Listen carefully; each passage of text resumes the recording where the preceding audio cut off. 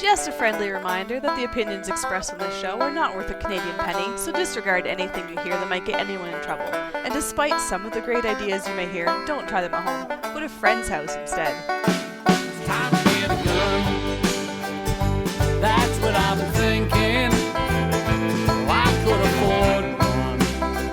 And if I did just a little less drinking, time to put something between me and the sun. When the talking is over, it's time to get a gun. Hello and welcome to Slamfire Radio. This is episode 362 for July 9th. Am I hosting again? You are now. Oh, okay. Yeah, I guess I am. Yeah. I'm one of your hosts, Adriel. I'm another one of your hosts. I'm Kelly. I just automatically, it's like, oh yeah, let's do the thing. And it's like, oh, this is the third time in a row I'm doing this. Meh. I'm next week. Yeah. Okay. I do know that. Mm-hmm. Okay. It's July. And it's summery. We're wearing very summerish clothes. Mm-hmm. So this is it was originally supposed to be our, can I say it? Can I say it? I can say it, can I? Yeah. Our Boogaloo episode, because everybody on Facebook was talking about Boogaloo and things getting deleted. So we're here in our Hawaiian shirts, our one-shot tactical hat here, because it's Boogaloo as well. And I have some moonshine here. What are you drinking over there, Adriel?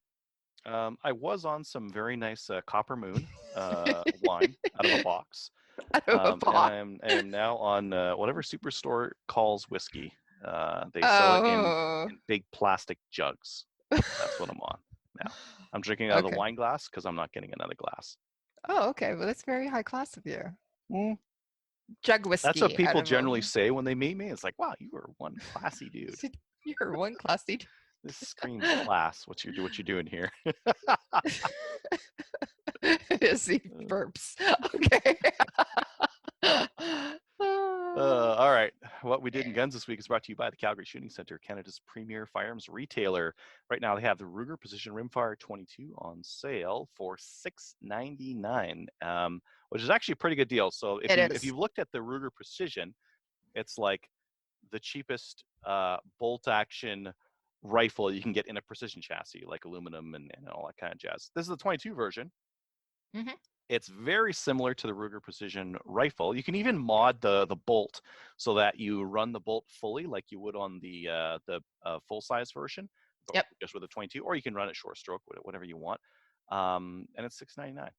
Yeah. Now, there are some things on it that aren't the same as the big boy version. Like there's some things that aren't aluminum, where they're plastic on the rimfire version. But they're really cool. My buddy has one of these things, and it is like one of the cooler 22s. And now that more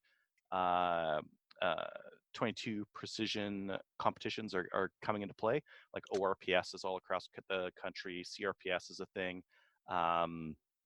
Definitely an option for that. Definitely an option. Yeah, they're really fun to shoot. The one that I shot, we switched out the chassis for an MDT chassis, so it made it a little heavier.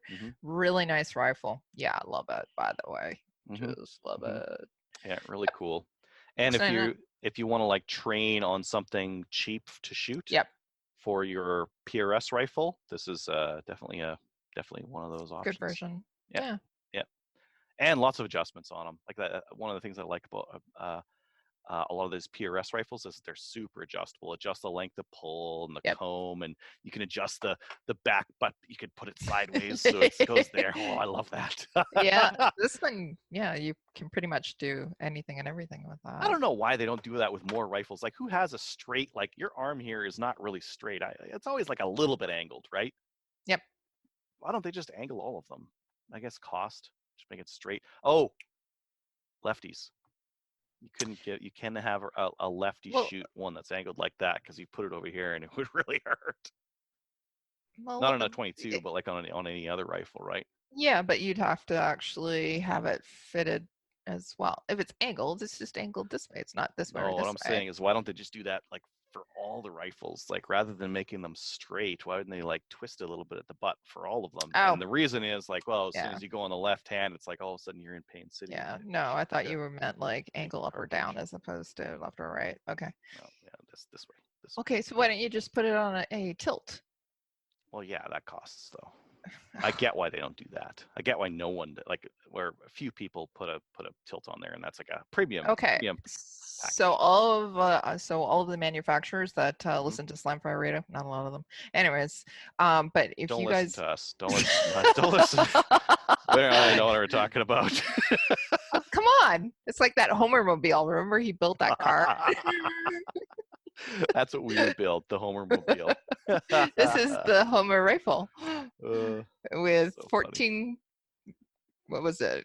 The drink cup glass holders dome over the top, so you can see all around. Yeah. Yeah, and it had cup holders everywhere. Mhm. That'd be like our rifle. Cup Yeah. holders everywhere. Yeah. Can you put a cup holder in a rifle? I don't know. Yeah, I got a 3D printer. I can put anything I want. You can do anything you want with the 3D printer. Mm-hmm. Mm-hmm. You can make your own rifle apparently too. Mm-hmm. No. Yes. We would talk about yes. that on Slamfire Radio publicly. You could. I have not, and I have no plans to. But Okay. you could. I'm gonna do my stuff just because my stuff is real easy Okay. and short. Okay. I got my WK180. Okay, so Yeah. mounts for the W here. I'm just gonna go like this and pin video, I guess. I don't know. This was the mount that was on my WK. Now Okay. the issue, I really like this mount. This is the one that comes with the Aimpoint Pro. It's got like a quick disconnect, like knobby thing. Turn it, click, click, click, and your red dot's good. on. And I've taken this thing off, put it on another rifle, shot with that rifle, didn't need to adjust it, brought it back to one other rifle, didn't need to adjust it. Like it locks in really nicely. It this knob is big, and it was actually hitting the side of my rifle right there, and it wasn't locking in properly because this pick rail is it's not pronounced enough, which I'm glad they didn't make it pronounced because it would raise it up even higher off the shelf there. Yeah. So So long you put story an short, offset on it. couldn't use this one, but it's just a 30 millimeter tube, so I just opted to use one of these Nikon P series ones, and I used that on my rifle, and I've got it quite far forward. This is still on the receiver, but it's right at the front edge of it.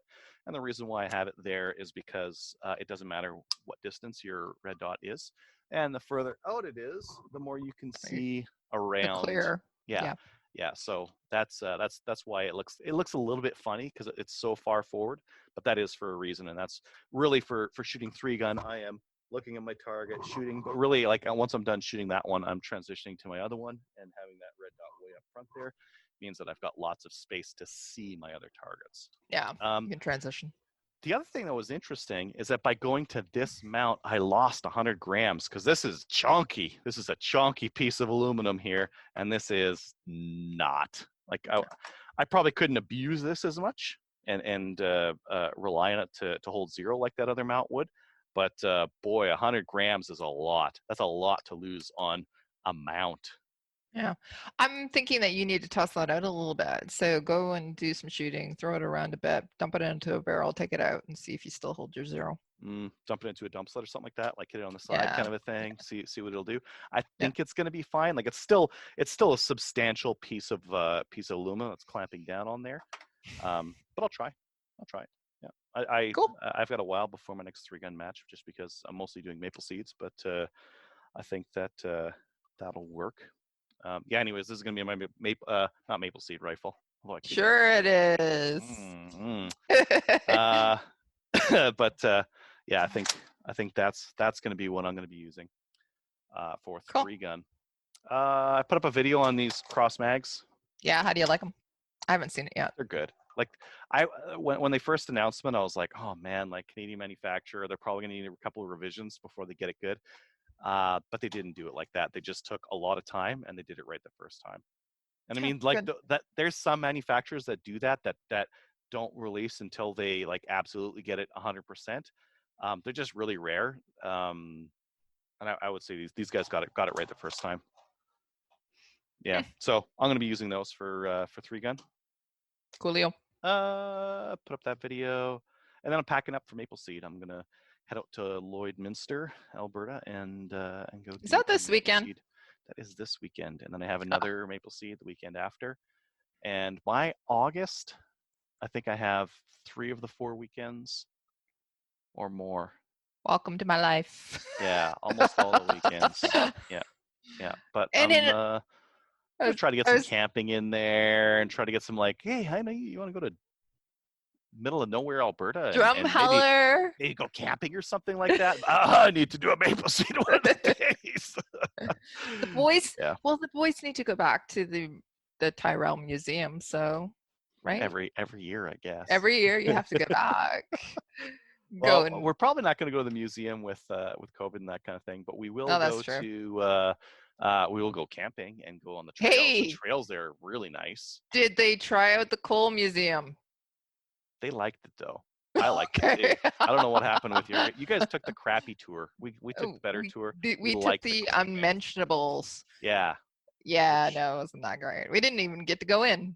We had like some old miner who like actually was a miner in that mine and had all these like stories about Holy crap. ponies. Yeah, it was awesome. So you guys, how old was he? Like 80 something.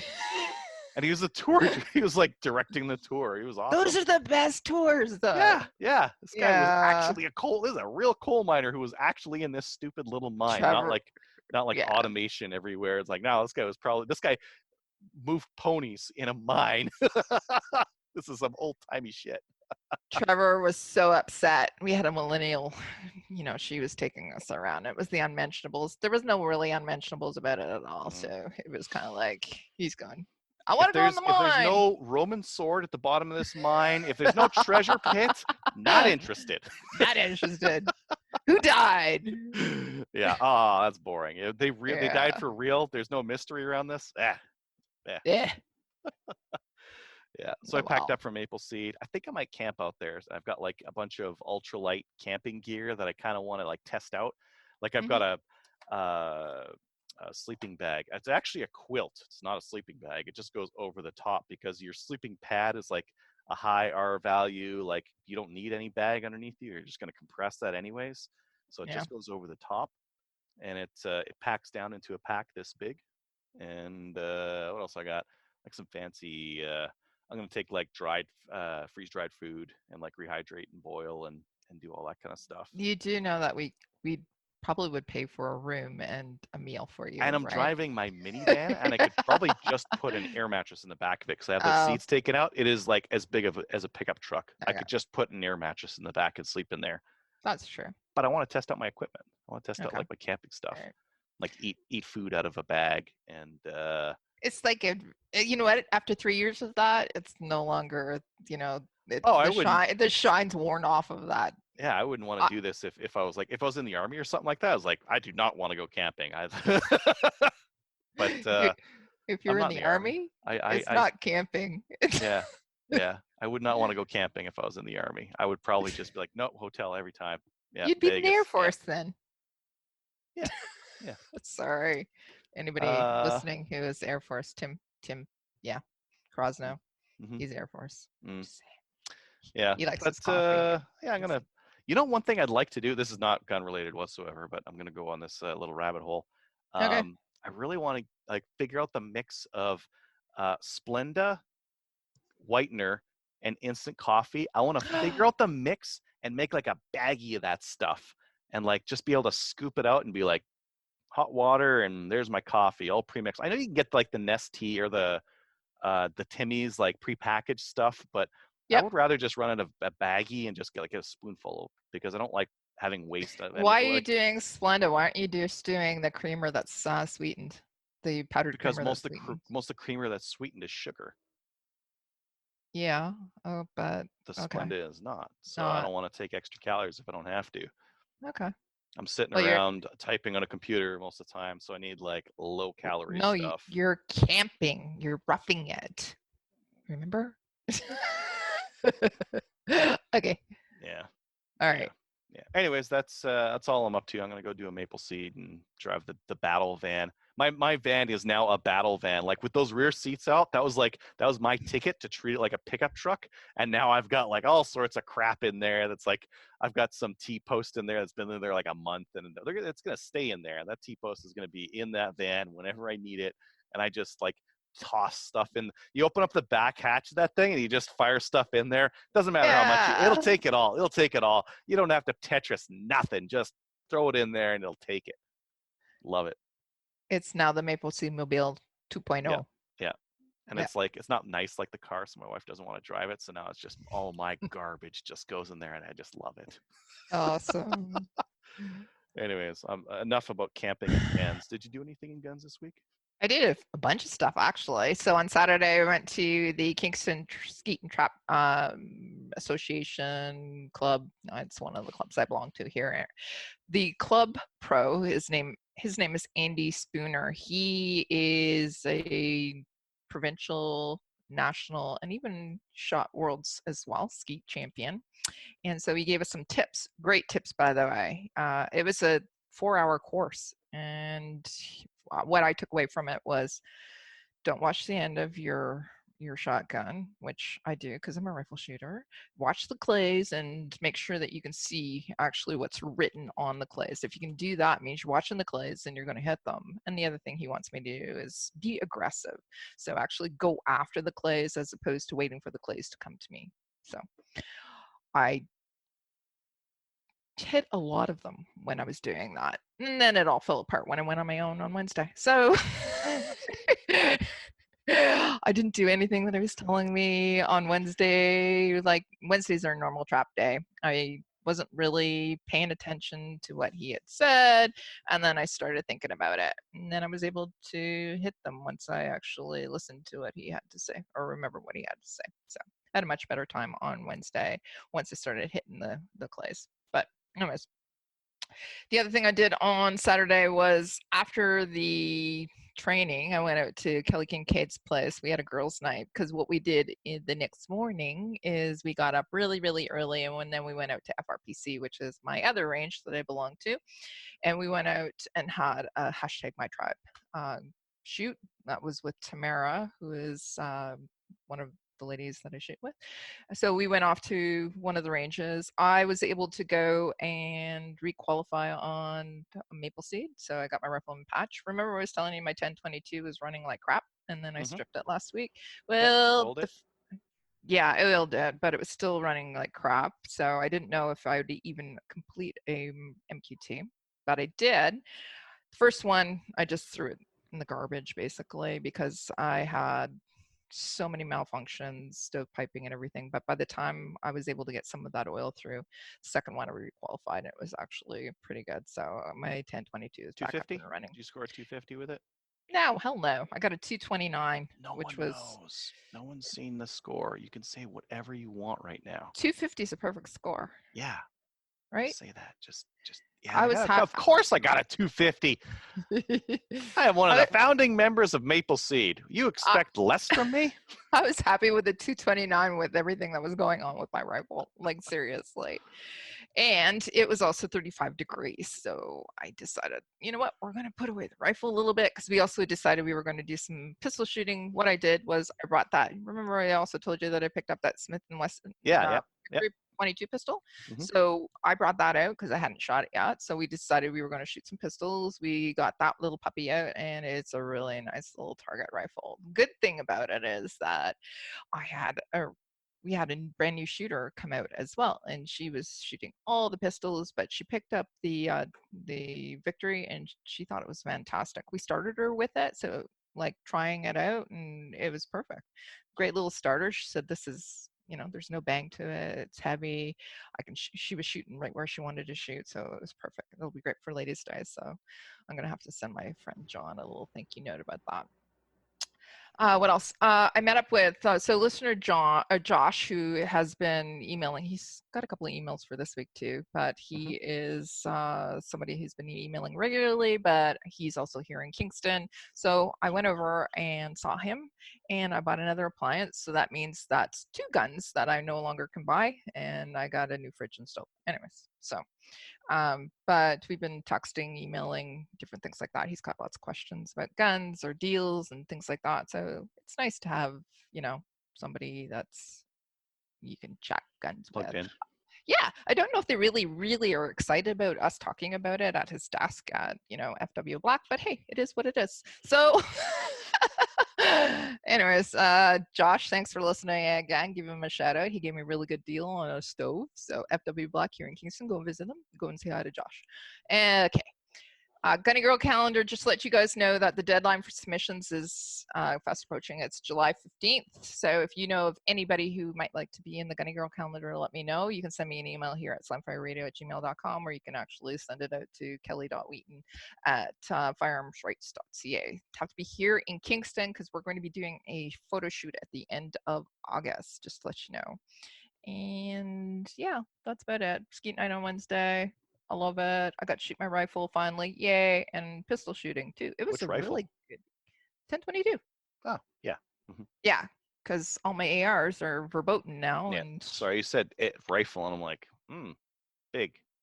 Not speaking of big fire. 1022s, Maple Seed, buy one of those. Get one of those. It's your best option. Just letting you know. And if you want, we're going to talk about it next week. We're supposed to talk about mods to rifles. So why don't we talk about that next week? Mods How to you can 1022s. mod out a 1022, because there are a few that mods little that you need to circle, do. the oval circle. Make it so you can pull the bolt. The Oval auto circle? bolt. The auto bolt mod. Yes, the auto bolt mod is the one that you have to do. Also the Yeah. extended mag release, also the buffer pins. We got a whole bunch of different ones that you can do for it. They come with that little toggle thing. Like the mag release on that is okay. No, That little toggle thing. No. The push-in one, the one that's flush, the old style one, that is a Old. piece of crap. Holy, Yeah. those are terrible.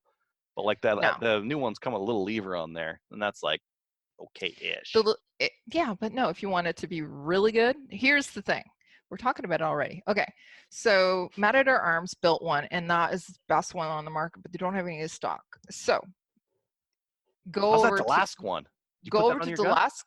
No, it came with my Timony trigger, the extended mag. I don't need one, right? I ordered it for my dad, but no. Oh yeah.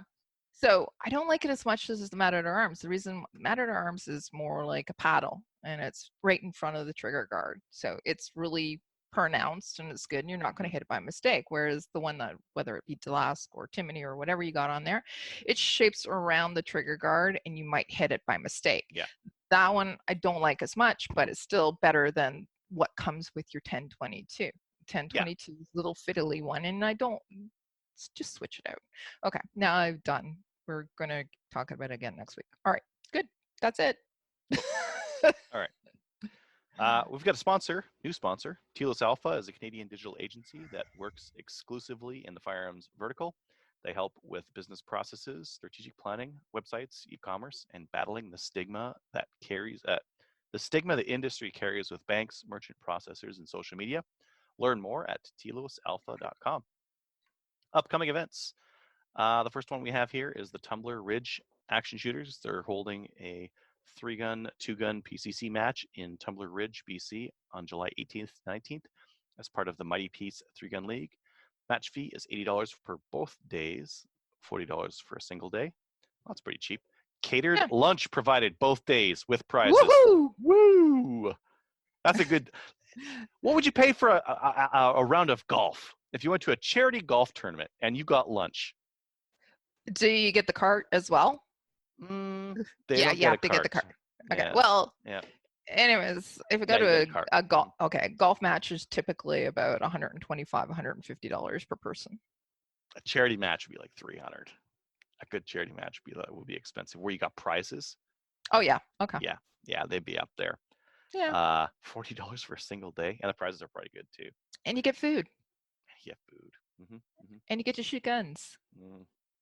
And you get prizes. Better use of nice wide open spaces. Yep. Yes. Then. Yeah. Yep. Okay. Bolts, clip fed, and/or lever guns. Welcome in the 3-gun division. Full details on MP3G Facebook page. Oh, that's coming up soon here. Yeah, it's not this weekend. It's next weekend. But I got a maple seed to do that day. I kick all kinds of butt with this WK. I feel like because a lot of people have ARs and they don't have like another option that they could bring out. You know what? You should go and visit 3gun.ca and look at when all the matches are. I haven't updated it. I know. It sucks right now. I was gonna say, and then you can plan maple seeds around that. You can shoot. Everyone's like the schedules are fluid at this point. Yeah, I know. Schedules are fluid. I'm finding that right now. Everybody's schedules are either fluid or they're not committing or they're also what I'm seeing is members only, or I'm also seeing, I don't know what we're going to do. No. Yeah. So So all I'm doing is all I got. My not fluid is maple seeds. So yeah. Well, no, I'm seeing that in yeah. Ontario right now with booking them. Chaz 3 Oh, again. They've got a match this weekend. Spots are still available. It's going to be sweet. awesome. Do you want to talk about CRPS and Maple Seed fundraiser? Okay, so CRPS, what they're doing right now is they're doing a fundraising coin. Crap, I didn't have it again this week. Wait, I got one. Do you? Boom. Yeah. So it's $50 for that coin. You go to the CRPS website. You'll just do an EMT or whatever. Give them $50, and then you will be entered in to win one of 2 rifles. So there's 2 rifles being offered, or rifle packages. So there's the testro.ca. They're offering a CZ475 long-range precision match-ready option. It's got all kinds of stuff in there. It comes with a case. It comes with cleaning, lube stuff, everything. So you can win that. Or there's the other option, or one that you can win. It's the Go Big Tactical. They got a Voodoo V22. It's the KRG Bravo trigger tech build. So basically it's one tricked out little 22.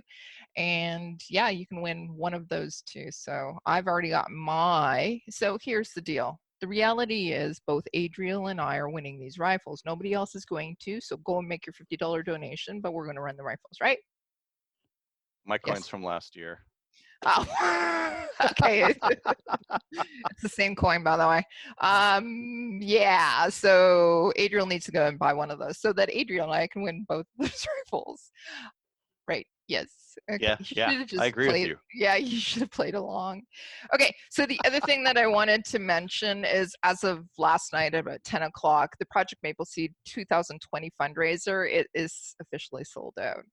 So in less than a week, we've sold 300 patches. The patches were for a PGW Defense Technology rifle, chambered in 308, the Coyote.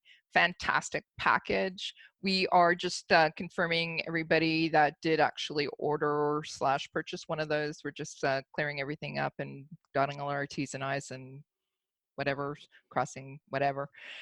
And then we will... Crossing stuff.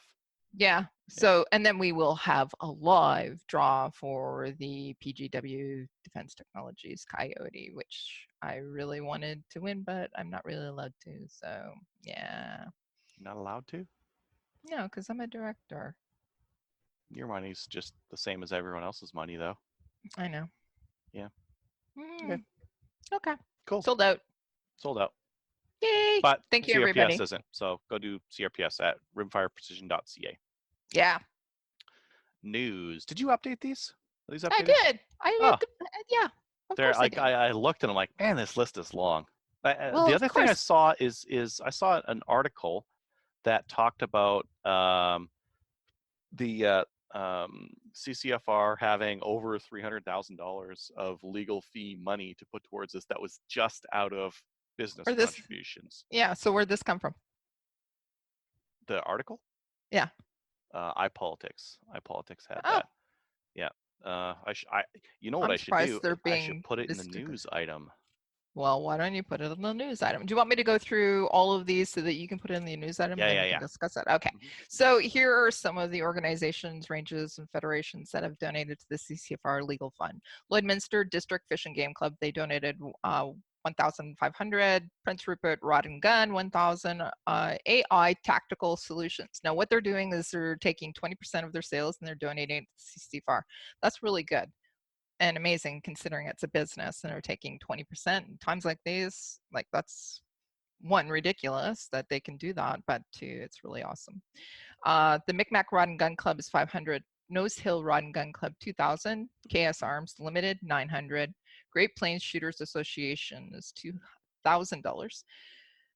I'm going to try this. Temiskaming Bullseye Club is 1,000. Saskatchewan. What? Sorry? That was a good try. Yeah. That sounds like the thing that's supposed to say. Okay. The Saskatchewan Gun the Saskatchewan Gun Collectors is $5,000. William Lake Sportsman Association is $2,500. Antigonish Marksman Association $1,000. Foam Lake Wildlife Federation $1,000. Edson Game and Fish and Game Association is $5,000. That's pretty awesome. Thank you guys. Yeah. All right. And when you add it all up, iPolitics is an article. Court challenge. Court challenges over federal gun ban drums up legal costs as confrontation begins. And this is a prominent gun lobby and longtime firearms importer challenging the liberal ban on 1,500 models of semi-automatic rifles has already raised $300,000 for legal costs. Excellent. The reason we're going to need more than that. So just letting you know, we're fighting. Hey, yeah. So did you hear any more about the anti-gun lobby being observers or Interveners. whatever? Yeah, Interveners. That's Wendy, Cookier. what her name is. Yeah, Cookier has applied for intervener status, I think, on 2 of the lawsuits. I'm not sure if she's got the 3rd or 4th one. I think there's like 5 in play right now. So she has applied for intervener status on 2 of them. Do you know if that means that if she's got that status that she can be cross-examined? I believe that is the case, that she wants to be like, she wants to get in there. What really an intervener if status? It gets granted. Yeah, you apply if you think that the case is going to affect your rights. I don't believe this is actually affecting her rights, but I believe that from what Tracy was saying, she would be glad for Wendy to come in because it's a chance to debate and show her up. So and challenge. Yeah.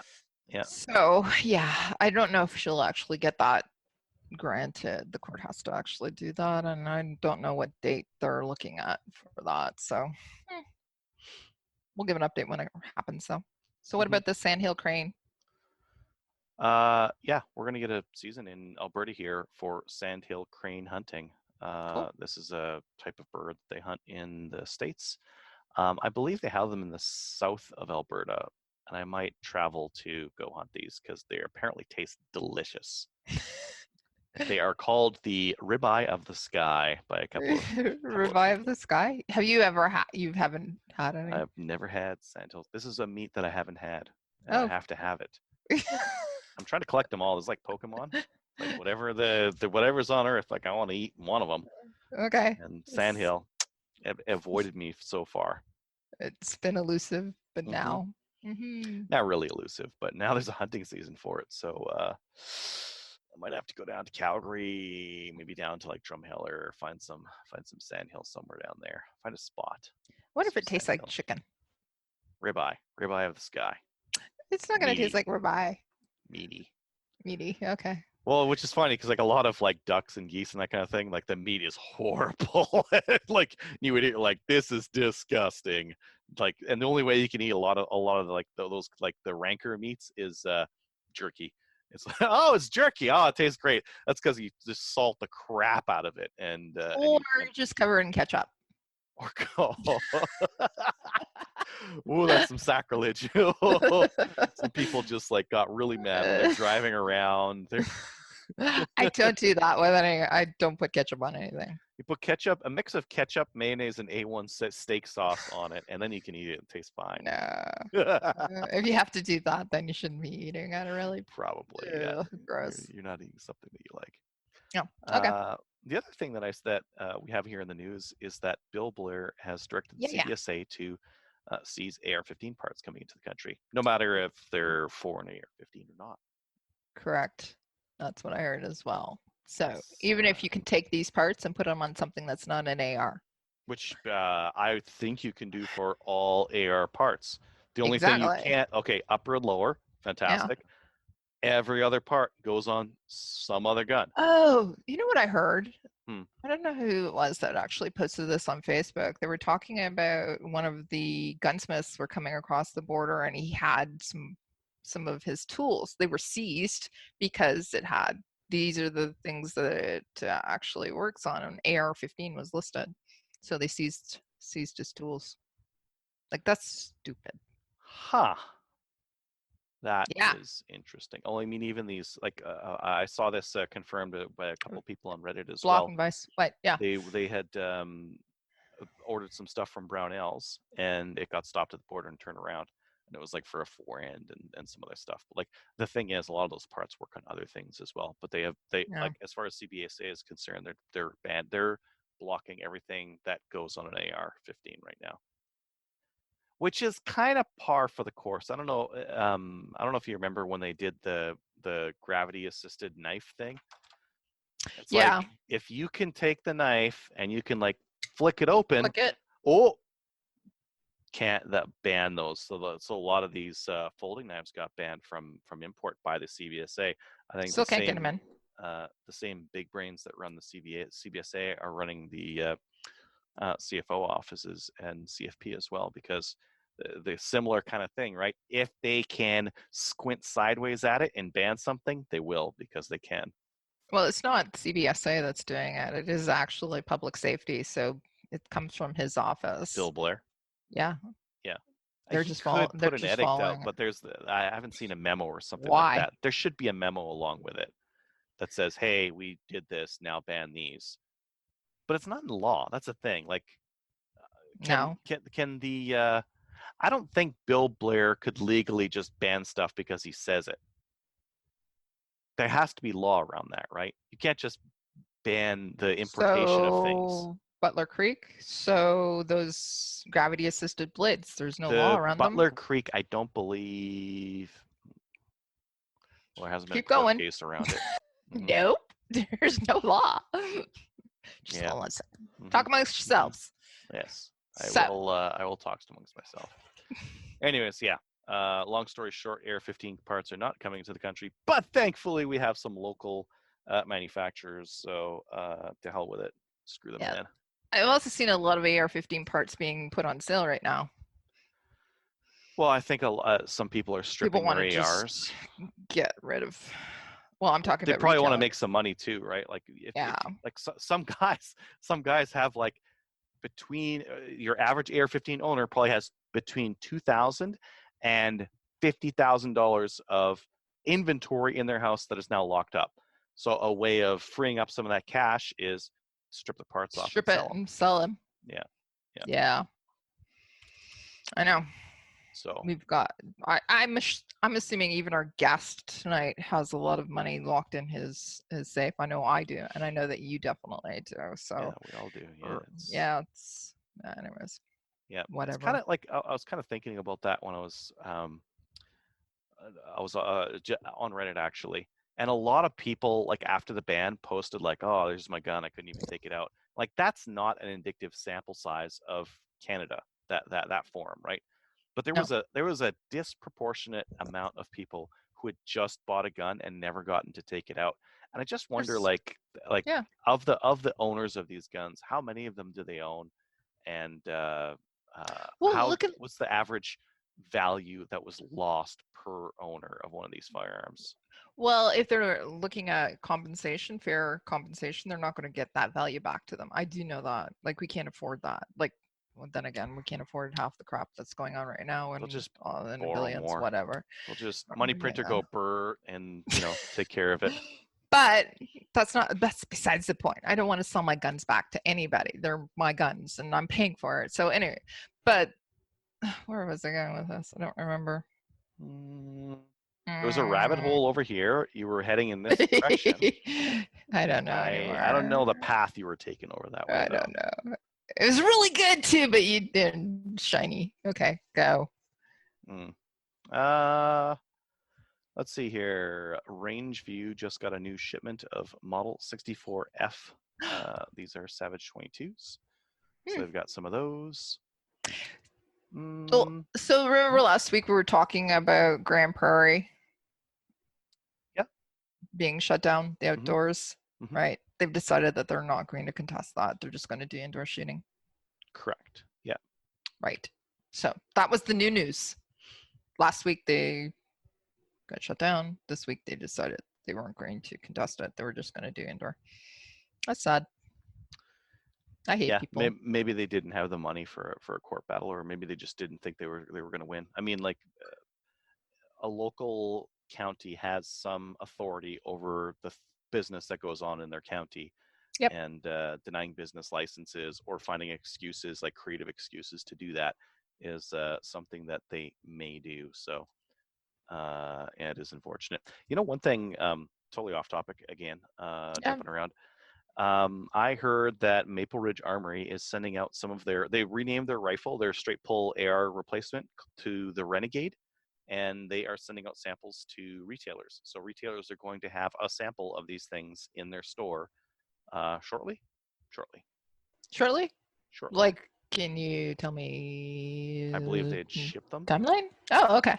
Yeah. So really shortly then. Yeah, so retailers are going to have those things like Toot Sweet here, and yeah, that's kind of interesting because those may be a competition to some of the semi-auto rifles that we have. Like, they're not great for a double tap because you got to take your hand off the forend and rack it in between shots. Yeah. But I want to get one I want to get one of the AR-10 ones because I want to run one in 6.5 Grendel. I want to make one of those for shooting coyotes or something. I don't know. I'll figure something out. Cool. Okay. That's about all we have in new gun stuff. Why don't we head on to the main topic? Now for tonight, last show, Trevor and I were arguing a bit about traditional rifles versus bullpups, and which is better for competition, especially now that ARs are banned and we're only stuck with lesser rifles, I guess you could say, for the traditional semi-autos. That I know someone who shoots Tavors a lot, has gone through some Tavor training specifically, and very few people out there have. So I wanted to welcome to the show Chad. Welcome on again. You've been on here before, right? Yeah, a couple times. Thanks for having me. Yeah, a couple times. But like in terms of Tavor, like which course did you take again? It was a lady from Israel, right? Yeah, so Zahal for just 1 year there, as far as I know, was doing what they called the Tavor one-on-one course. And they'd fly over Lovey from, she was IDF instructor for the Tavor, and now is working for Zahal. And she put on that course across Canada, mostly Western Canada, a couple places, Ontario, and then down in the States. They were going to come back, and the last I talked to TV Press, it sounded like possibly there was an issue with either the Americans or the Canadians with the level of training we're receiving being too much like militia type training. So they've put that on hold for now. So yeah, you can't even do that course anymore, which is too bad because it was a lot of fun. Interesting. And in terms of like the style of course was it like a tactical? Was it stuff that you could apply to competition? Yeah, so it was definitely very much how they marketed it, and I know it's not the same, but they marketed it very much as this is the same training that the conscripts and the IDF would get for the Tavor. Obviously, what you're going to get in a weekend in 2 days and 500-600 rounds is not the same, but the general principles, I believe, were the same. They ran us a lot, very similar to military. There was lots of running between positions back and forth.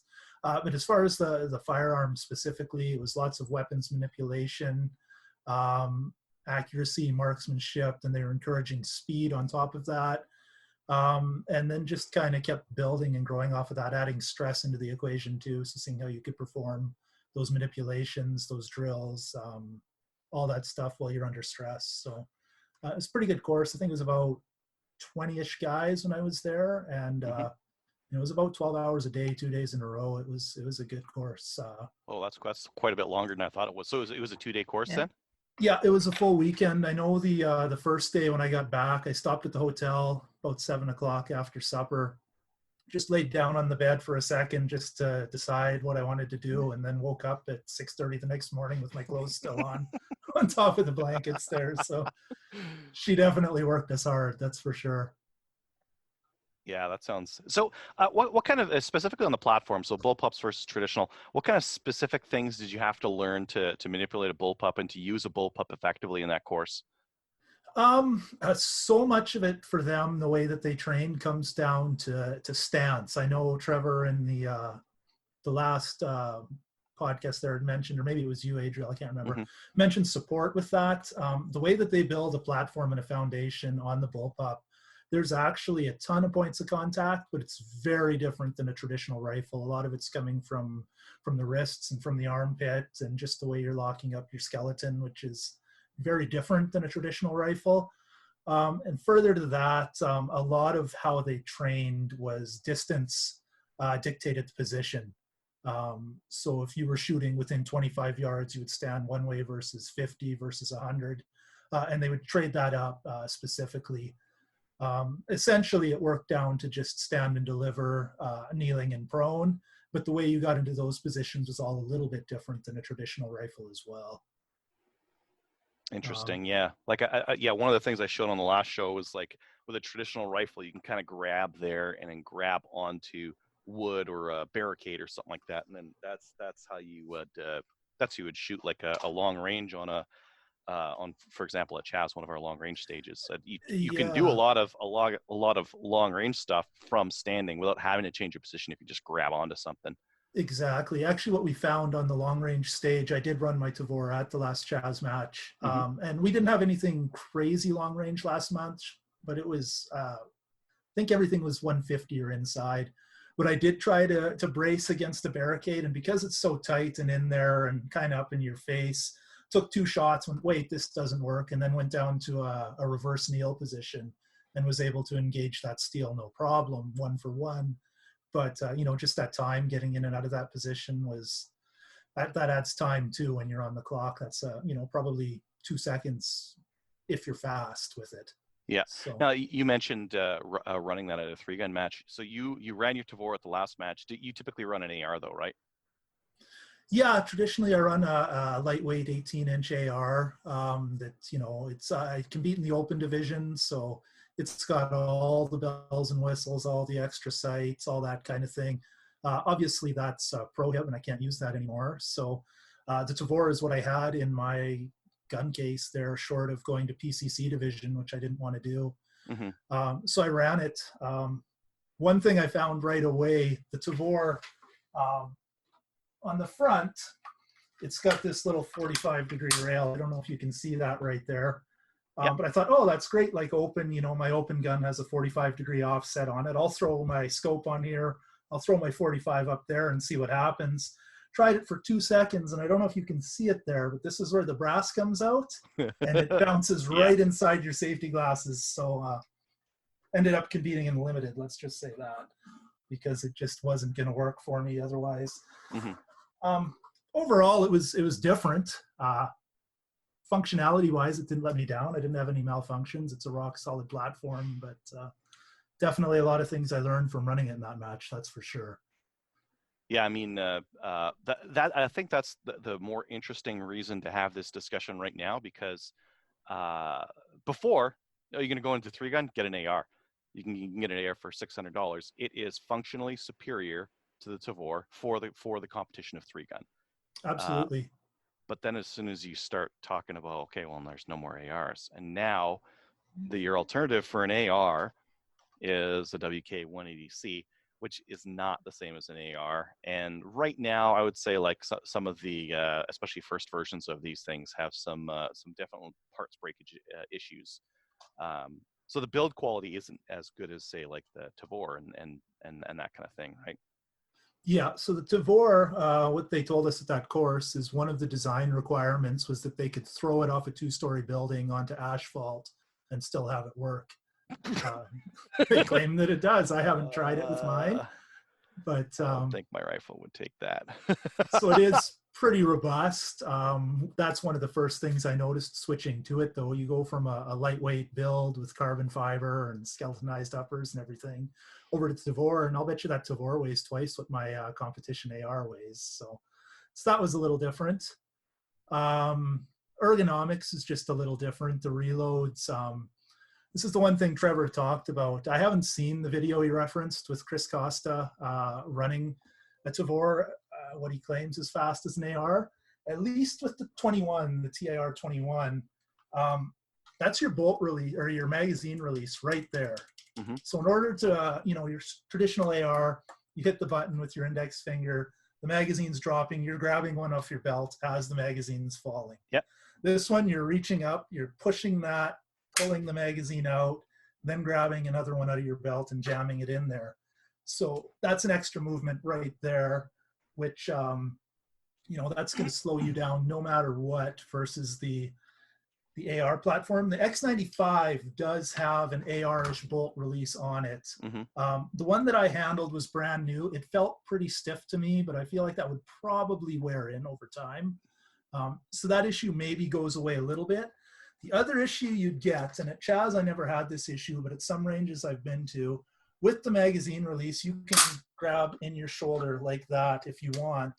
But the way they trained it very much to a pistol is to get that up into your space and your workspace and do it that way, which, as you'll notice, my muzzle has cleared the berm there. Yeah. So again, at Chaz, not an issue with RROs, but some ranges I've been at, that would be a disqualification right there. Interesting. Yeah, I mean, looking into the magwell is super important for something that you gotta get in there quick, right? With an AR, it's out in front of you, so it's not the same motion. Muscle memory wise, I've got enough on this that the charging up here, that never really messed with me. That would be an adjustment, obviously, to anybody that's used to coming off an AR platform, or even from the WK with it back here. It's a little different. That's kind of neither here nor there. Couple other weird ones I noticed. Well, one actually before I took it out even, just to see if I could make hits at long range. I took this out to my home range and 300 yards on 8-inch steel. I was consistently able to hit that, but just comparing on paper, this is roughly a 3 MOA gun. My AR-15 was 1.5 with just shooting Norinco surplus ammo. Yeah. So same ammo in both. This is definitely less accurate.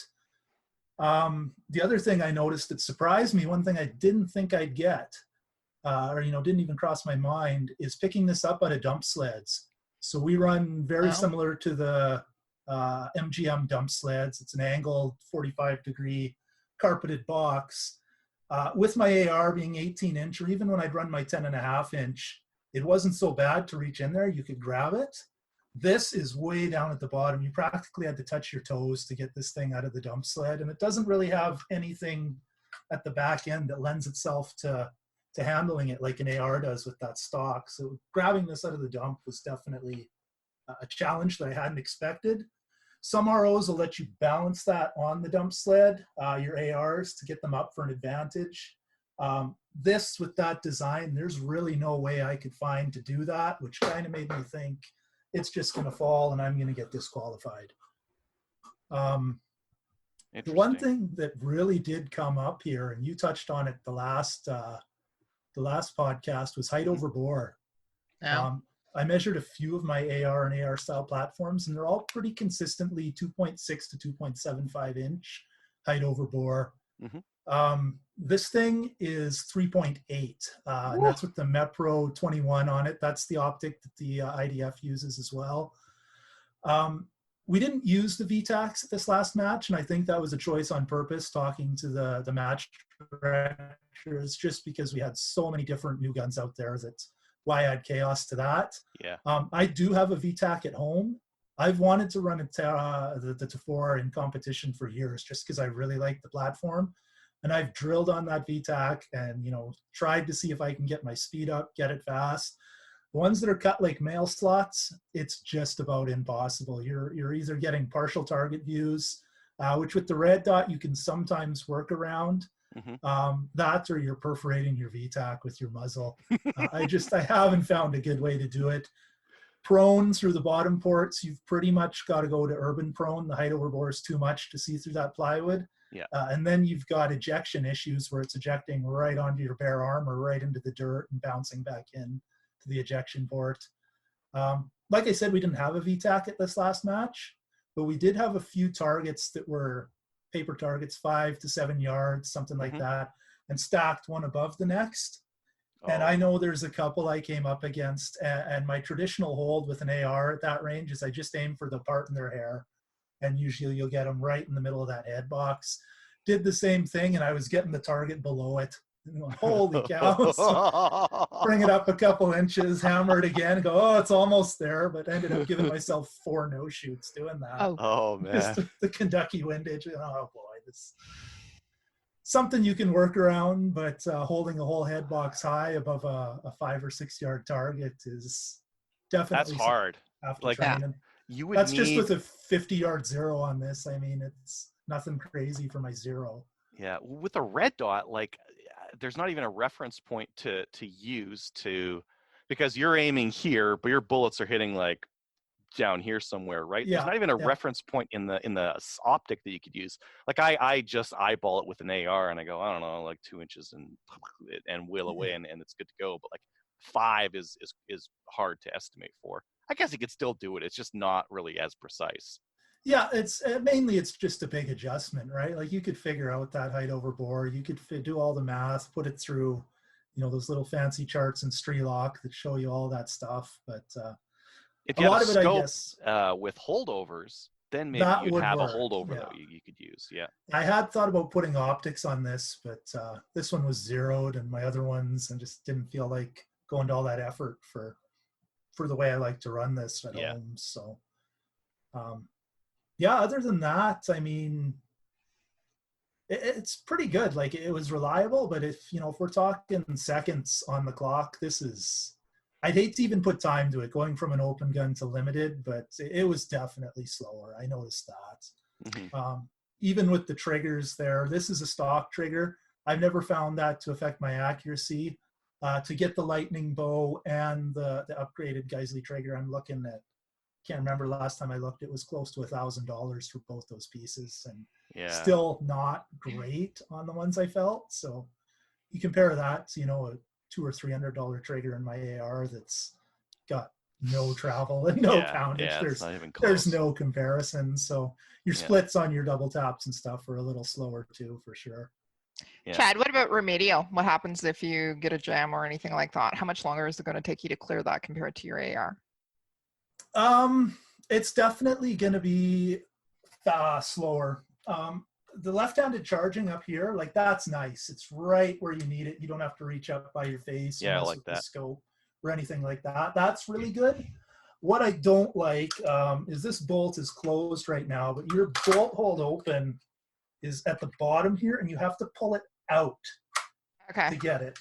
So just that manipulation, holding it with your left hand up into here to pop that out, that's an awkward movement no matter how you spin it. On the reload, it's very nice because that magazine comes in and you bump that with your thumb and it closes it. But if you've got a double feed or something like that, that's what I was wondering. Problems having that right there, accidentally manipulating your bolt. For an AR, I run a bad lever. And, for that to lock your bolt open, it's just a flick of the finger. It's all right in your face. You can see that port. That's the other thing, back to having this over the berm, with that training, it was very much observe the chamber was the first thing, what's going on. But to get your face in there, like this is going some pretty crazy directions again, up and over the berm. Not, again, depending on your RO, not maybe a huge deal, but it's, other than that, like I said, it didn't jam on me. I didn't have any issues there. I ran it dry once, but with the way that bolt release works on inserting the mag there, wasn't a problem, didn't slow me down. But yeah, it's definitely, I don't see a way around that even with training, how holding that out there to pull that magazine release or that bolt release out. Well, I mean, like your alternatives aren't even that much better. Like, okay, how do I hold the bolt open on this thing? Well, if I didn't have this guy here, I would have to pull it back and then put my finger up in the mag well and then let it go. Now, if there's a mag in there and I have a double feed, this is actually pretty painful to fix. Again, without that lever. Since I've got that lever, I can just push it in and it'll lock it open like that. Yeah. And then if I do run this thing dry, my reload is mag in and hit this thing and then go forward with it, right? Yeah. Not great, but it's still quick enough because that jamming a mag in and then racking this bolt is not that bad. Yeah. For the remedials with the the training from that Tavor course, essentially 3 out of the 4 just boiled down to drop the mag, rack it a whole bunch of times, and put it back in and see what happens. So Which the thing to keep Yeah. in mind, any of the reloads and stuff we did during that training, it was very, towards the tactical end of things. Take a knee, get behind cover. But when you keep it, this was designed to be a squad issued weapon, right? So reloads or remedials or any of that kind of stuff, if you're undercover and someone else is there, watching out for you, it's not a big deal. For something like competition, unfortunately, it's not a squad-based activity, as fun as that might be. But Well, you've got a break on there. How are your double taps and your your fast shots with it? I had a bird cage on it before that. That's what it came with. And really, the way that this sits, when you've got it fully supported, it's so stable that it doesn't, like, I never found muzzle rise to be an issue at all. This one does have the bipod on it there, which of course I couldn't use in competition in limited. But just shooting it off a bench kind of with free recoil, this break did make a difference there. Like, you get a little hop out of it, but nothing significant. It's a fairly heavy rifle, and all the weight's towards the back anyways. So Yeah, especially with the loaded mag in it. yeah, exactly. So mainly I had the break kicking around, so I threw it on there to make sure that the RO was having a good time too. How is it for transitions for moving from target to target? It's good, actually. I went out before everything was banned, and I was playing with this with a VZ58. I've got an SLR done up with a DMR setup, quite heavy, and then a modern Sporter done up quite light, and then my AR, and I was doing 1 to 5 drills. And believe it or not, this was the fastest out of all of them. Interesting. And it was mid-pack, and I kind of did it a few times. And consistently, this was the fastest on a 1 to 5 drill for me. Yeah, well, it's very interesting because it's like all the weight's very close to your body. Like you can swing it faster than you can something that's got a barrel like hanging way out there that you're moving, and there's all that mass out there that you're moving around. Yeah, exactly. Right? With my longer barreled rifles, I like a long handguard on them too, and I do keep that. I think they call it the Costa clamp way out there in front to drive that rifle. But this is definitely it's quicker to swing for sure. Yeah, just because it's so nice and close. Yeah. Did you find at any of the stages that you weren't able to fit your rifle into any of the openings?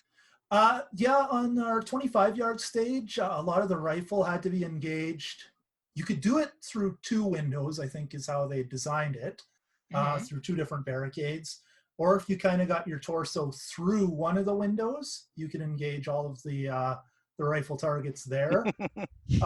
With this short little thing, it was definitely, I got through that window, but I felt a bit like Winnie the Pooh. They were getting stuck in a getting in and out was a bit of a challenge for sure. So interesting. Yeah, I mean, an advantage to a bullpup is if there was like a tight hallway that you had to move through, that's better than swinging around this enormous thing that that's got an 18.5-inch barrel and big stock, and you've got a nice compact rifle there. Yeah. Interesting. We got a question from William Saunders. He's asking about the X95. What's everybody's opinion on that? So like I said, I tried one out at the shooting range. It does have the mag release in the same spot as an AR-15. Which I see maybe as an advantage, at least from the reload slowing you down point of view. What I guess ultimately it came down to the same opinion I have about my Shadow 1 versus the Shadow 2. As I go, yeah, I like it. I see some advantages, but I couldn't be inclined to spend the money to swap. If I was going straight from not having this 21 and looking, would I get the 21 or the 95? I don't know. But you might lean towards the 25. Interestingly enough, in that training with the TAR 21, they said the X95 never really made it. It was more an answer to the civilian market, with guys saying this isn't an AR-15. So they kind of AR-15'd it a little bit. I don't know though. It seemed fine. The one that I used, just I couldn't see the point to sell this and upgrade, or to spend the cash to buy another one again. Yeah, interesting. Well, I mean, I think it's going to be relevant because people like today, if you were to get into 3-gun, You're looking at a WK-180, an ACR Yep. on the used market, very expensive though. You're going to spend like $3,000 plus on those. I don't know if of the WKs, I guess there's a WK-180 and the WS-180 MCR. Yeah. The Wolverine Supplies ones that use steel inserts on them, so maybe those would be more reliable. I don't know. I haven't played around with one of those yet, but I've heard good things. Or you go to a Bullpup, because on the Bullpups there's a couple of options. There's the Tavor, there's the X95, there's the RDB, there's another one that I'm forgetting. Oh, the T97, but like beyond horrible ergonomics, like it's got those in spades. At least the Tavor's got a couple of nice things like that bolt hold open, bolt release. Even the mag release is better than the T97, but does cost quite a bit more. Yeah. Yeah. Well, the other thing I think with any of them right now is you'll just be lucky to find any of them. I know just looking for Tavors right now, they're kind of unobtainium at the moment. Yeah. At least with the WKs, they're still making them in country, so we're not dealing with PSA and all that kind of stuff. Yeah. Well, I guess with the Type 97s have, the Tavors, there is an aftermarket there though, right? You can get triggers, you can get forends. Like I saw, you had a different forend on there for yours. You can get some stuff with them. Yeah. Oh, absolutely. Yeah. Interesting. Any other thoughts on the Bullpup versus traditional? Like, if you were buying a rifle for 3-gun competition today, which one would you get? Oh, today. Well, I had the WK-180C. It was part of the pre-orders. It showed up at my house, and I took it out of the box, and I dry fired it once and said, I don't like the trigger. I don't like the balance. I put it back in the box, and I sold it on CGN.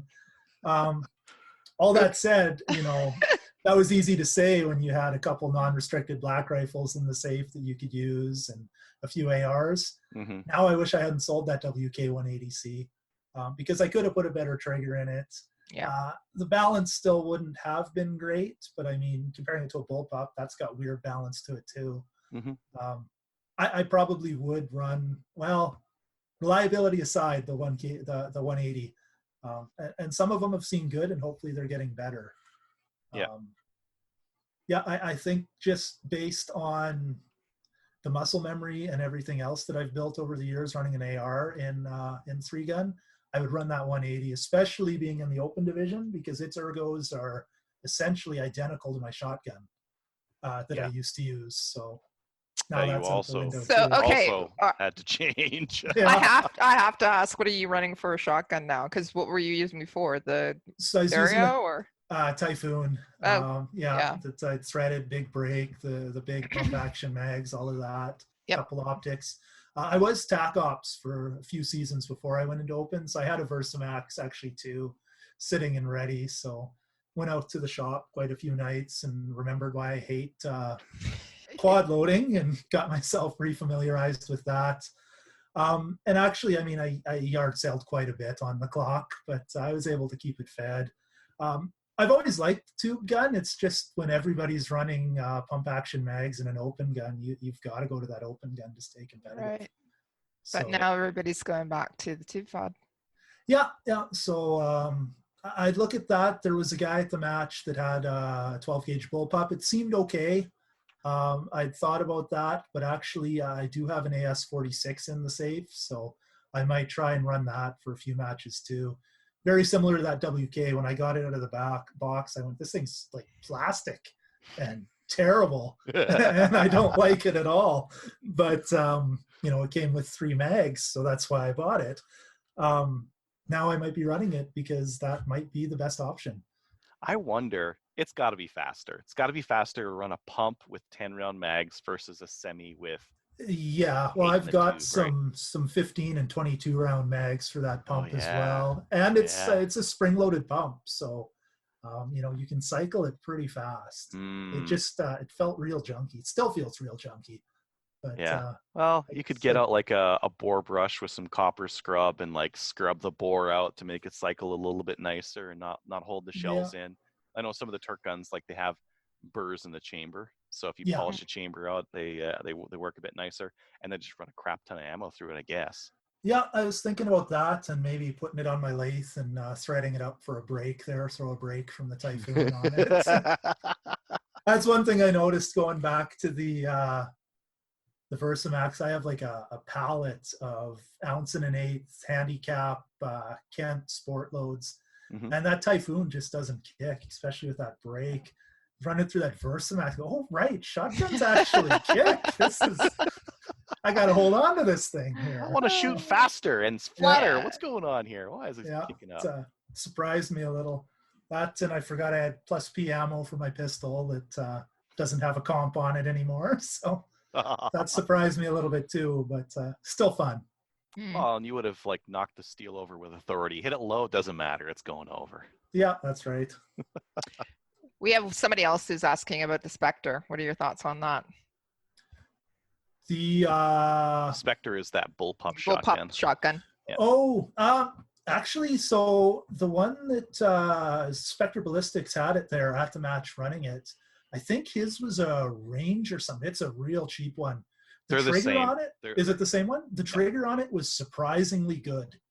I was quite impressed. It had a good reset. It wasn't crazy heavy to pull. It was a plastic clamshell shotgun.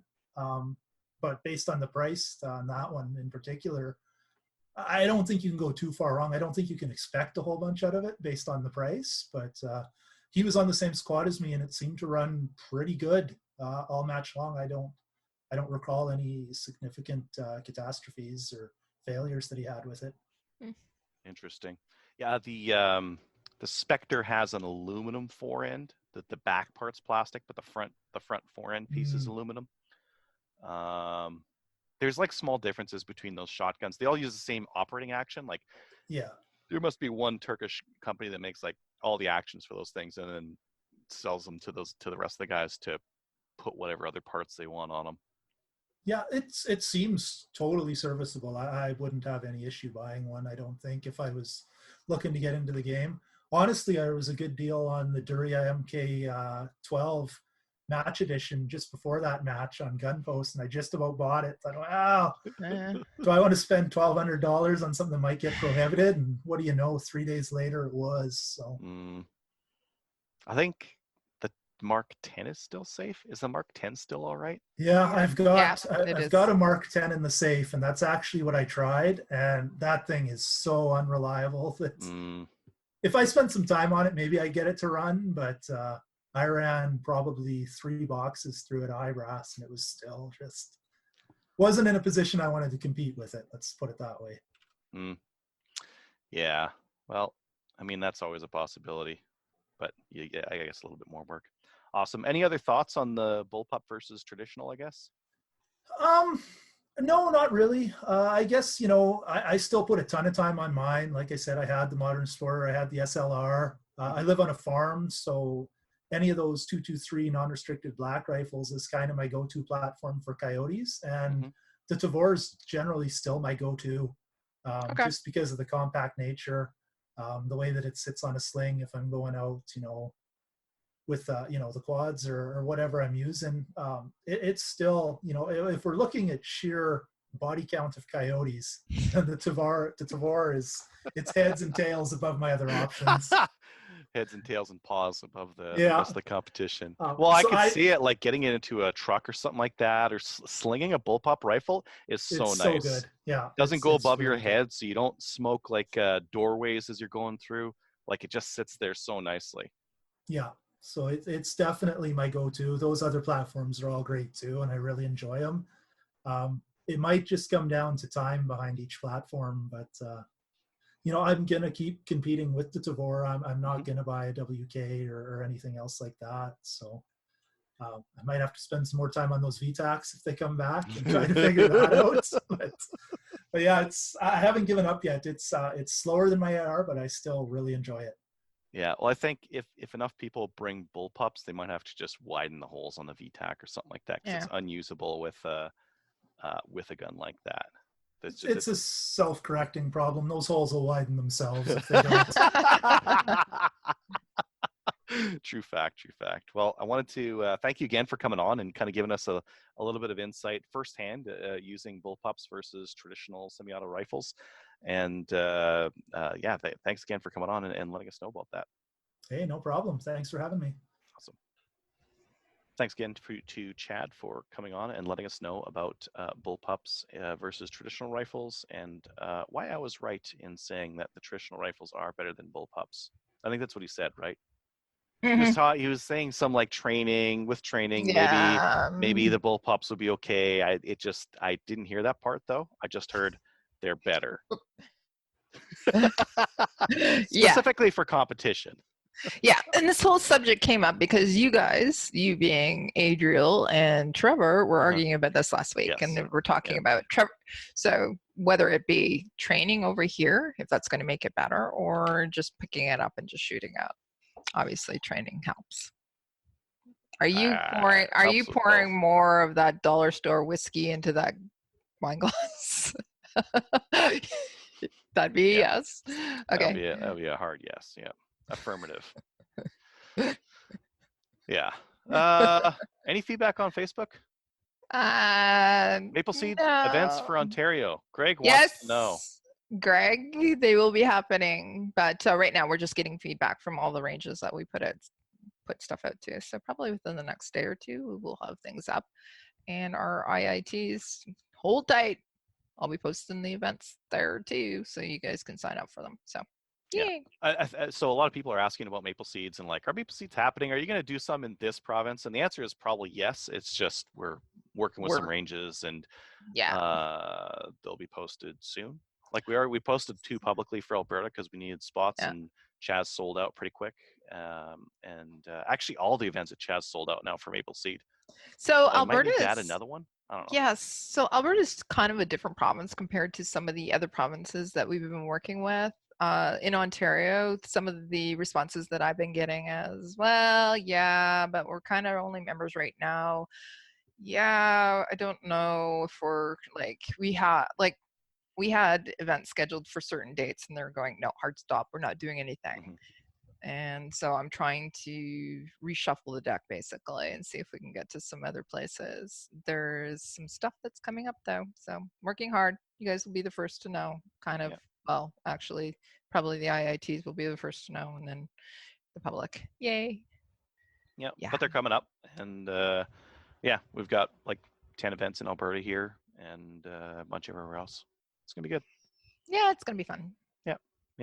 I think I'm gonna get rained on Sunday. I was just looking at the weather while you were talking about what you did in guns there, and it's definitely thunderstorm, 60% chance of rain. So woo, maple seed weather. I like it. Awesome. I'm gonna bring my yellow ducky jacket and. I want pictures.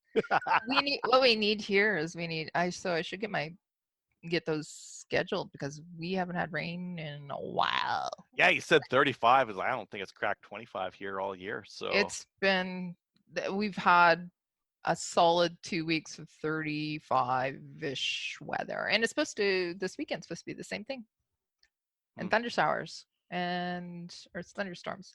So my grass is crunchy. I don't have to mow it though, so I'm always looking at the positive side. I don't have 30 for at least the next 2 weeks. I'm looking at 14-day. It's all on 24. Yeah. Nice. Like doing a maple seed in cold weather, like I would rather have cold weather than like 35 because 35, like my brain melts. I just can't. Like I drink all the water I can. End of the day, I'm just like slurring and just like I'm just not there anymore. It's just a difference with heat. Just takes it out of me compared to the cold. Yeah, what we see is people when they're shooting that happens. Their brain goes to mush by the time afternoon runs around as well. Yeah. So throw some water into you, get some food into you. Yeah, that's why we like to bring rain. We order it when we have our events. Cools you off. It does. People are liquid cooled. This is external cooling coming down free. It's extra service. I was thinking about offering us up as fundraisers. So we will come to your drought-stricken town, province, whatever. Mm-hmm. If you make a donation project Maple Seed, and we'll pretty much guarantee get rain. Got a dust bowl going on. We'll go do a weekend shoot there. Taken care of. Taken care of. Yeah. Okay. All right, listener feedback. Listener feedback is sponsored by Armory DC Gunsmith. Armory DC Gunsmith is a full-service gunsmith who specializes in firearms refinishing. He offers hot bluing, parkerizing, Cerakote, cold bluing, rust bluing, all kinds of bluing, as well as wood refinishing. Check out his online inventory of new and used guns, firearms accessories, optics, and more at dcgunsmith.ca. Yay. I'll read this first one from Josh because he's probably talking about you. From Okay. Josh, if this is the same Josh, I don't know. Yeah, it is the same Josh. Okay. Yep. I just had to share this as I was impressed by this customer service. I will be telling everyone about this one. I recently purchased a Ruger PC9 rifle. I also purchased a muzzle brake from a retailer made by M Carbo. Followed all the instructions online exactly. There's a crush washer that goes on before the muzzle brake. I wrapped the muzzle brake in masking tape, used a 316 wrench as instructed. As I was tightening and before the crushing was even close to crushed, the muzzle brake jumped the threads. I contacted the dealer, Bullseye London, that sold me the M Carbo as I thought it was the brake that was stripped. They were amazing and shipped me a new one. I would have bought from my local dealer, but they didn't have any stock. I installed that one and the same thing happened, but this time it was just from hand tightening. I had very little pressure applied when it happened initially. I was shocked that the threads could let go so easily. I emailed Ruger, who directed me to the Canadian Warranty Center in Quebec. They asked me to ship the firearm to inspect it. They had never seen this happen before. They asked that I send pictures first so that they could see if it was essential. I send them the firearm. Life got in the way, and I didn't send the pictures for a week. Then, out of the blue, I received another email from Ruger saying, "Hey, we've reviewed your messages, and as a gesture of goodwill, we'll order a replacement forend and barrel assembly. The forend and barrel assembly will be marked for your attention and sent to our Canadian Repair Center. Location snapshots, who will forward it on to you. The repair center has the necessary import-export licenses for this transaction. Delivery should take 2 or 3 weeks." I couldn't believe it. I thought I would have to pay to have the barrel rethreaded. That is customer service. I am a Ruger guy for life. Anyways, pass this on as this type of service is hard to find anymore. Well done, Ruger, Bullseye London, and Snapshots. Well done, Josh. Yeah, that's awesome. Ruger is like good quality stuff. Like their stuff Yeah, is, it is. sometimes a little bit weird, sometimes a little bit out of the box, but like their quality and their customer service is generally pretty good. Right. Bullseye London are awesome too. Just have to say. Some of my favorite people. Yeah. Do you want to take email too? Yeah, it's a really short one, so sure. Hi again. Have you guys heard anything about a pending ammunition shortage or drastic price increase, especially 223, 9mm, and 22? The U.S. podcasts seem to indicate that this is happening or is going to happen. Just wondering what your thoughts are. I mean, it already happened. Yeah, it has. The Canadian dollar took a crap 3 months ago, and the prices have increased since then. So previously, we would say there was deals of 223 where you could get it for $3.99 per thousand. Yeah. Those are gone. Not gonna get like that anymore. Some of the retailers here in Canada, some of them are offering some 223 for just $3.99 per thousand. No, not the lowest I saw, like the absolute best price I saw was $3.79 with like a $20 mail-in rebate. Yeah, that was the best I saw, and I think that those, like, we're not going to see that for a while here. 22 is getting expensive, just letting you know. I still see a bunch of that stuff for like fairly good price. It just depends where you get it from, because some people have like old stock, right? Yeah. If I look at 5.56, $4.99, 5.39, 4.59. 4.59 is the best price I see right now, so it's up a little bit. That's actually not that bad. And that 9mm stuff that I got, that federal aluminum case stuff. What do you think of that? It's fine. I ran in my shadow the other weekend, and it was it ran just fine. Okay. And it is what I say I paid for that, $3.99 for 2,000. Yep. Something like that. $200 per thousand runs fine. Before the price increase, I could get it for $3.79 for 2,000. Now it's $3.99. Or it was. I don't know what it's going for right now, but just watch for deals. They still are coming in, and know your typical ammo prices, so that when you see a deal, you can jump on it and get a bunch of it. Or reload. Ugh. Components are getting expensive too. Yeah, and I don't know. I don't see the point in putting the time in unless you're running like a competition like IPSC or something like that, where you need to hit a particular power factor, Yeah. and anything above that is detrimental to your performance. Mhm. I just run the factory stuff. It's just too cheap. Yeah. All right. Doug says that I've been to 4 Maple Seed events in Saskatchewan and Alberta, and all of them have had rain. So as you're due for rain in Lloydminster. That Drumheller one had just a little bit. That one didn't have a lot of rain, did it? I don't remember a lot of rain. It was muddy though. It was muddy. Yeah. Yeah. That's pretty It did normal. have a little bit of rain. It wasn't pouring. Poured the day before.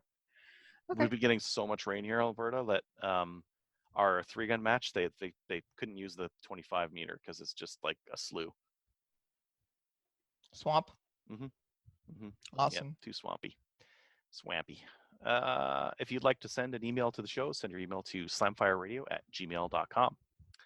Patreon supporters, if you'd like to help support the show, head on over to patreon.com/slamfireradio and support us there. It helps to pay for bandwidth and have a website up and then whatnot.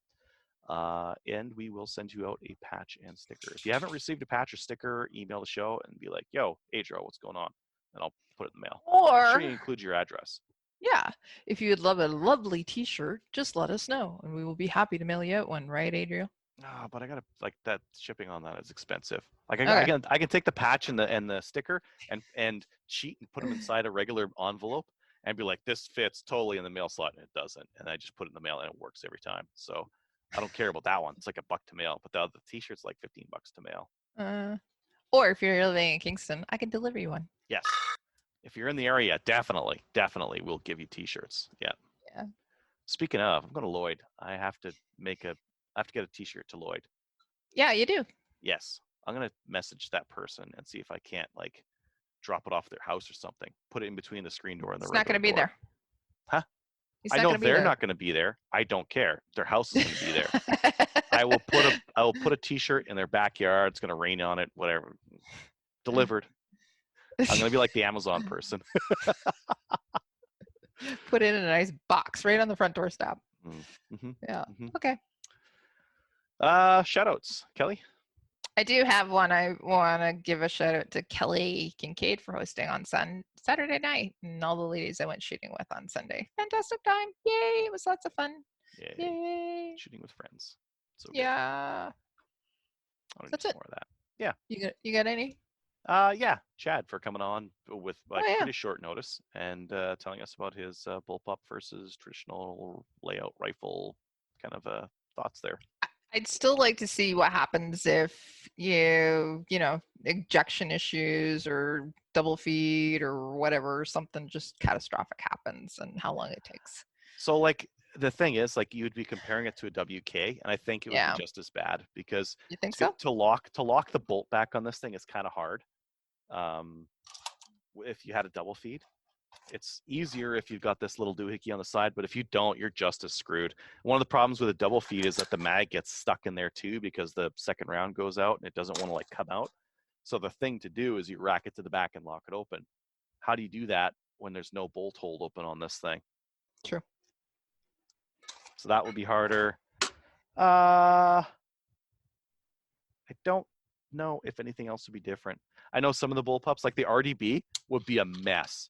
If you got a jam with the RDB because it ejects from the bottom here, it would be a disaster trying to fix that. And some of the other bullpups are disasters to try to do remedials on. I know. That's why I asked. Mm-hmm. Yeah. Tavor wouldn't be that. Well, it would be a little bit worse, but not that bad. Yeah. And then, but yeah. Anyways, thanks for coming on, Chad. That was very informative. Please join a National Firearms Association such as the CCFR. Check us out on Gun Owners of Canada. Like us on Facebook, and reach out to your city councilor now to talk about municipal handgun bans because they might be coming. I don't know. Trudeau seems kind of like distracted with a whole bunch of other stuff right now. COVID. Our budget for COVID that went from 270 billion to 350 overnight. Woo, that increase was something substantial. But I imagine they'll still put it in. They've, why not do it right now when people can't really protest about it and that kind of thing. So reach out to your city councilor, talk to them about municipal handgun bans, make sure they're on your side, because otherwise this thing goes through and they ban your handguns, you're SOL. And predators like me end up buying your gun for like way less than it should be, just because there's too many on the market. Yeah. Well, Edmonton, you never know. No, they won't try now. Redmonton, I think is how you pronounce it. Yeah, no, I think we're fine here for a little while at least. Hey, let's talk off air, because Kingston's not. So, anyways, I'm screwed. Yeah. Okay. We'll see you all next week. Bye. So if you have any comments or questions for the show, please send an email to slamfireradio@gmail.com. Now go grab a gun and shoot something. When the talking is over, it's time to get a gun.